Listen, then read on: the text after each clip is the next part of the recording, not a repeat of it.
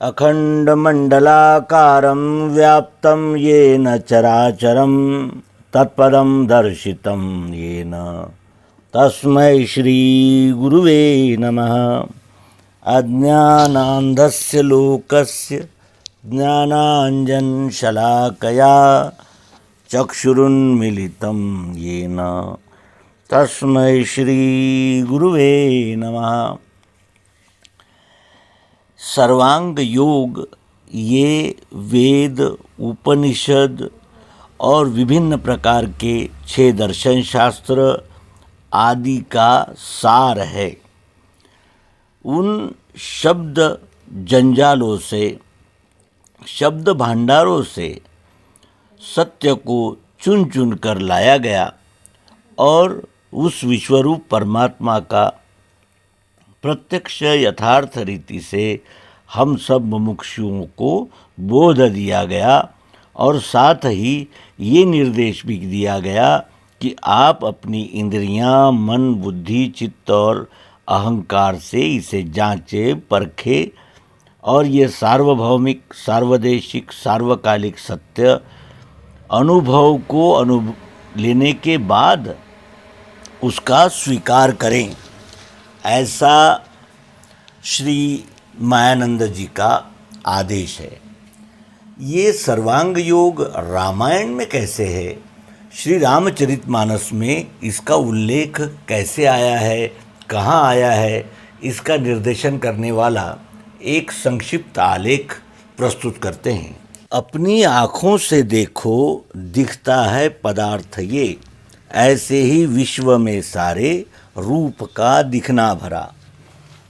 Seal की मिल बिन बुध सेवकाई, जिमि बिन तेज न रूप गोसाई।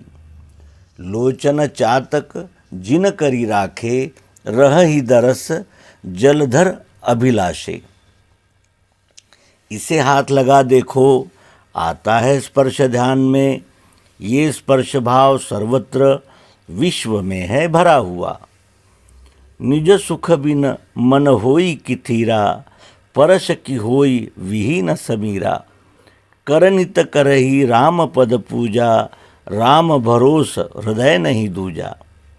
3, इसमें शब्द है स्थाई, बजा के कान से सुनो। वैसे ही विश्व में सारे स्थित है शब्द भाव भी। बिन विज्ञान की समता आवई, को अवकाश की नभ बिन पावई। जिनके श्रवण समुद्र समाना, कथा तुम्हारी सुभग सरी नाना। 4, जीभ से ये लगा देखो वस्तु में कुछ स्वाद है, ऐसे ही विश्व में भी है रस भाव भरा हुआ। बिन तप तेज की कर विस्तारा, जल बिन रस की होई संसारा। जासु तुम्हार मानस विमल, हंसिनी जिहा जासु। मुक्ता हल गुण गुण चुनई, राम बसहु हियतासु। 5, नाक से सूंघ के देखो गंध है इसमें भरा। इसी रीति लखो सारे दृश्य में गंध भी रमा। श्रद्धा बिन धर्म नहीं होई, बिन मही गंध की पावई कोई। प्रभु प्रसाद सुचि सुभग सुबासा, सादर जासु लहई नितनासा। इस प्रकार श्री रामचरितमानस में पंच महाभूतों से पंच ज्ञानेंद्रियाँ कैसे बनी हैं और उन पंच ज्ञानेंद्रियों का कार्य क्या है, ये हमें स्वामी श्री तुलसीदास जी निर्देशित करते हैं।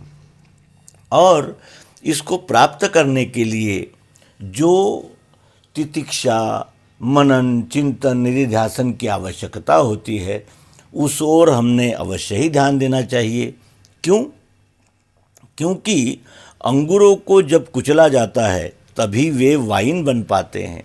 दूध को फाड़ा जाता है तभी वह पनीर बनता है। कोयले पर जब ज़बरदस्त दबाव डाला जाता है तभी वह हीरा बनता है। मुश्किलें हमें तोड़ने नहीं निखारने आती है। जो सहता है वही महान बनता है। इसलिए कलियुग में इस सत्य की धारा का विपरीत जो प्रवाह दिख रहा है वो अशाश्वत है, असत्य है और मानव जीवन को नष्ट करने वाला है। द्वेष, भ्रम और अनेक प्रकार के विभिन्न मानसिक तनाव देने वाला है।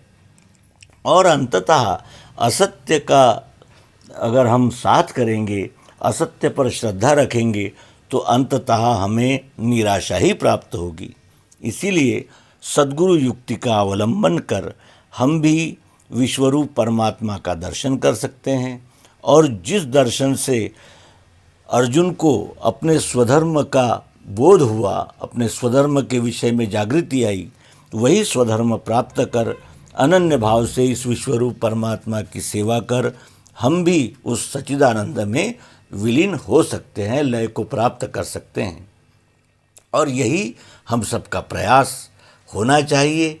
और हम यथामति, यथाशक्ति, यथा प्रारब्ध इस स्वाध्याय के मार्ग पर अग्रसर होते ही रहेंगे। इस विश्वास के साथ नर्मदे हर सद्गुरु भगवान की जय, विश्वरूप परमात्मा की जय। ओम शांति शांति शांति।